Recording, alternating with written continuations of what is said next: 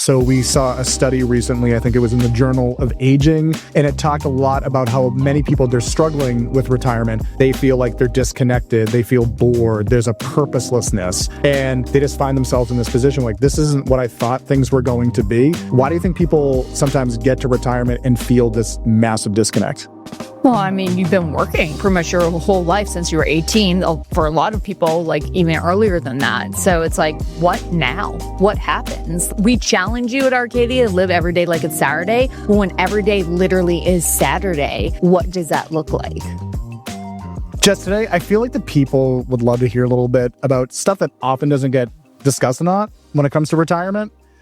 You ever go into a room and you just have like this memory blank? You're like, why am I in this room? Oh, that's called the doorway effect. Okay, well, we don't have to be that specific. I would just, we've all been there once or twice. Once or twice a day, maybe. Okay. I think, unfortunately, some people, that happens to them with retirement, right? They spend so much time watching YouTube videos and they're researching, when do I turn on Social Security? What accounts do I take my first paycheck first from? Like, how do I avoid taxes? But then they get to actual retirement and they're like, whoa, what am I supposed to do now? This is actually a lot like planning for a vacation. They say that there's like this loss when you actually go on the vacation because so much of your identity was like planning for this huge trip. And then you get there and then you're like, I don't know what to do now. Yeah. And it could be a little bit worse. So we saw a study recently, I think it was in the Journal of Aging, and it talked a lot about how many people, they're struggling with retirement. They feel like they're disconnected. They feel bored. There's a purposelessness. And they just find themselves in this position like, this isn't what I thought things were going to be. Why do you think people sometimes get to retirement and feel this massive disconnect? Well, I mean, you've been working pretty much your whole life since you were 18. For a lot of people, like even earlier than that. So it's like, what now? What happens? Like we challenge you at Arcadia to live every day like it's Saturday. When every day literally is Saturday, what does that look like? Yeah, I think the first couple of Saturdays are probably going to be pretty great because like the garage needs cleaning out, or you can get in that extra round of golf or two because there's nothing to do. But usually your Saturdays are pretty busy, especially when you're working, because it's like you're one day in the weekend to catch up and get stuff done. But when every day is Saturday, sometimes you might stop and say, well, how am I going to occupy and fill all this time? Humans, we're creatures of habit, right? We're used to getting up at a certain time, getting in the car, making the commute, going to work, saying hi to the same people, going out to lunch. There's routine, and that fills our day. Absent routine, there can be just a big blank slate, and that can be problematic. Well, I think you've hit the nail on the head there. It's routine. Like, you ever take a vacation, if you're lucky, you get a week or maybe 2 weeks off, and at the end of the vacation, you're like, I can't wait to get back into my routine. I've been staying up too late. I've been having too many cocktails or eating that like extra dessert and, sleeping in and not exercising, doing all that.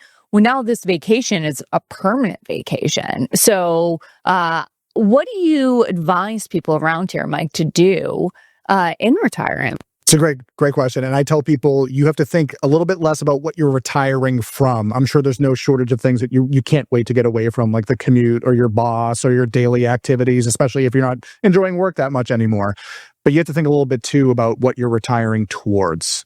And if it's just a complete blank slate, again, after like a week or two, that might get a little bit old.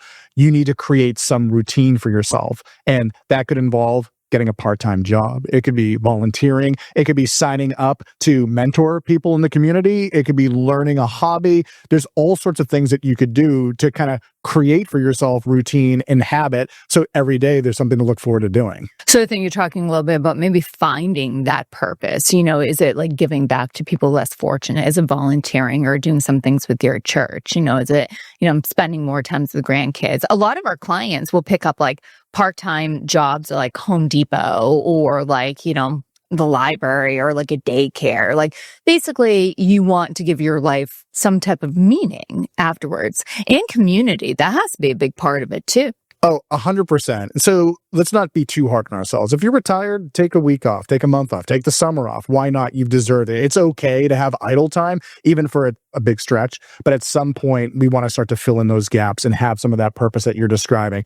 Having a community, friends, other people that are retired, maybe, right, to hang out with, grandkids, just having human contact helps a lot. I tell people having stuff to do, especially men, men are task oriented. We need stuff to like kind of move around and bang with a hammer. So, to the point point you made earlier, it might be some part-time work or some projects, but you have to be very I would say intentional around that too, because again, sometimes the stuff kind of wears thin and all of a sudden you're aimless, or, you're on your spouse's case or vice versa. They're nagging you to do something because there's this idle time. So we just want to have some of that purpose that you kind of create for yourself. And that's kind of the dream, right?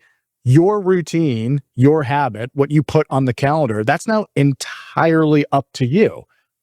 Do something, get something out there for yourself so you have an itinerary to follow. Yeah. So maybe even if your structured schedule says like, okay, Monday's 10 a.m. pickleball and like Tuesday, like 11 is like my golf hour. Just, having some things that you're committing to like every week drives a sense of cohesion, or just like defines more of your time. So it's not just like one endless like void, right? Yeah, and we can space it out, Jess. We don't want to do like pickleball and golf back to back. We don't need a rotator cuff injury here. I guess that's true.